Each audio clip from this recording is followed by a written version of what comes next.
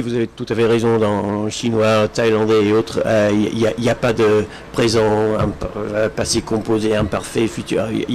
S'il y a un verbe, il y a un verbe, il y a un mot et c'est tout. Et donc oui, quand on dit voilà, il faut faire comme ça pour le passé, comme ça pour le présent. Ça n'a pas l'air naturel et c'est pas tout à fait évident pour quelqu'un qui a une langue comme ça en langue maternelle. Certes. Donc il y a deux réponses à ça. La première, c'est que oui, donc quelqu'un qui ne parle que le chinois ou que le thaïlandais qui apprend l'espéranto, il doit d'abord apprendre ce que c'est un temps passé, ce que c'est un temps présent, un temps futur. Et oui, c'est sûr que cet aspect-là est moins évident pour cette personne-là qu'un français, un anglais, un allemand. Oui, c'est sûr. Et donc la langue n'est pas 100% parfaitement égalitaire pour le monde entier. C'est vrai. Ceci dit, ce n'est pas très très compliqué à apprendre. Et quand on a compris, parce que le temps quand même, le concept de temps, les choses qui se sont passées hier et les choses qui vont se passer demain, c'est pas si compliqué que ça. Et l'habitude d'utiliser un mot quand c'était hier et un autre quand c'était demain, oui, il faut un peu de répétition, un peu de pratique, mais c'est pas si compliqué que ça. Et le fait que la particule qu'on utilise, les lettres qu'on utilise pour dire c'est dans le passé, ou bien les lettres qu'on utilise pour dire en fait c'est demain, c'est toujours exactement pareil. Il n'y a pas toute la bécherelle à apprendre, il n'y a pas 36 000 formes pour le passé composé, pour le futur imparfait et tout ça. Quand c'est dans le passé, on met is à la fin, et c'est tout.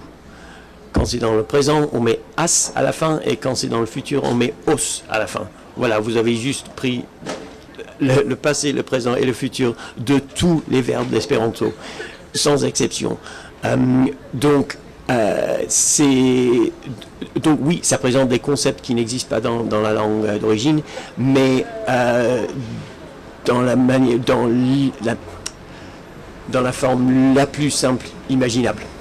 Et donc suffisamment facile à capter et à mettre en pratique. Et en fait, quand j'ai posé cette question à des Japonais, des Coréens, des Chinois, en espéranto bien sûr, en dire voilà, est-ce que l'espéranto est vraiment aussi facile pour vous que ça a été pour moi? Parce que moi j'ai adoré apprendre ça, ça ressemble à beaucoup de choses que je connaissais déjà. Est-ce que pour vous est-ce que vous avez eu un peu la même expérience? Et la réponse est quasiment toujours exactement pareille, c'est que d'accord, c'est votre alphabet, mais bon, je connaissais déjà, j'ai fait de l'anglais. Mais un peu comme moi je disais avant, quand ils parlent espéranto, ils ont l'impression de parler une langue qu'ils maîtrisent. C'est autant leur langue que la mienne. D'accord, au début, dans les premières semaines, moi j'avais un avantage par rapport à eux. Mais quand on a compris les bases, en fait, l'avantage est quasi nul. Et de manière tout à fait pratique, j'ai toujours la même réflexion de la part de ces Japonais, ces Coréens. Qu'est-ce que vous proposez au lieu? Qu'est-ce qu'on va faire? Avoir cette discussion en anglais? Ah, non merci. Avoir en chinois? Ah, vous voulez pas? Ah tiens. Donc de manière pratique, c'est pas parfait, c'est pas la perfection, mais c'est largement plus proche à la perfection que n'importe quelle autre solution que je connais. Donc non, c'est pas la perfection, mais c'est quand même très très très efficace. Quelle personne, la langue maternelle, c'est une question d'identité, c'est vrai. Et si j'étais ici à proposer que l'espéranto prend la place de toutes ces langues-là et qu'on utilise l'espéranto exclusivement, oh oui, ça serait un gros problème au niveau identitaire, je suis tout à fait d'accord. Et s'il y a quelqu'un qui propose cette idée, vous les jetez dehors, c'est pas moi qui dis ça.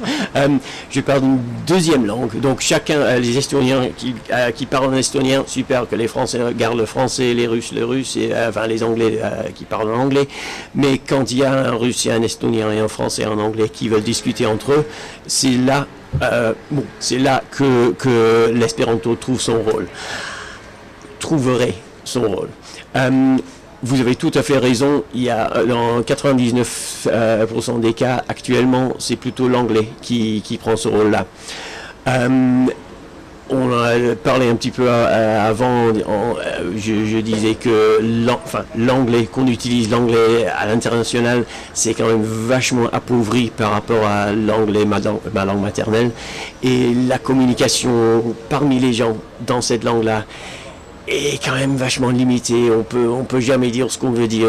Si on a que les phrases préparées, même si on dépasse cette étape-là, la communication est difficile et pénible et ça marche pas comme ça devrait. Alors pourquoi l'espéranto, pour revenir à votre question de départ, pourquoi l'espéranto n'est pas plus répandu que ne l'est? L'argent et l'armée. En gros, si l'anglais a la place qu'il a actuellement dans le monde, c'est pas complètement par hasard. C'est d'abord les Britanniques qui ont envahi la moitié du monde, et après les Américains qui ont pris le relais après. Et c'est absolument dans l'intérêt des pays anglophones de perpétuer le fait que l'anglais soit la langue de communication par défaut. Et je ne sais pas si vous êtes conscient du professeur Grain, le rapport Grain, c'est très bien répandu dans le monde espérantophone, mais peu après.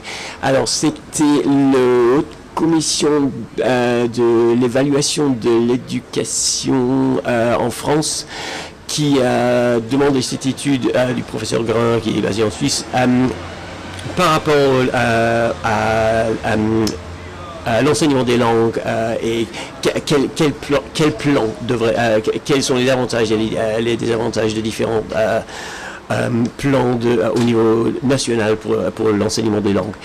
Et donc on parlait de l'anglais pour tout le monde, on parlait de le projet de bilinguisme ou trilinguisme pour tout le monde, que chacun apprend les langues de ses voisins.